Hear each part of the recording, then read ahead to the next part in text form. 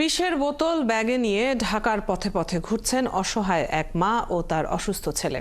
তাদের জীবনের হৃদয় বিদারক গল্প হার মানাবে যে কোনো সিনেমার গল্পকেও।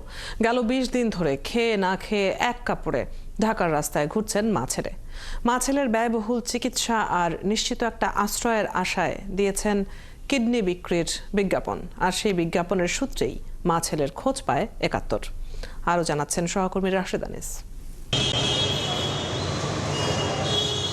কারওয়ান বাজারের মেট্রো রেলের দেয়ালে লাগানো এই বিজ্ঞাপনটি অনেকেরই নজর কেড়েছে।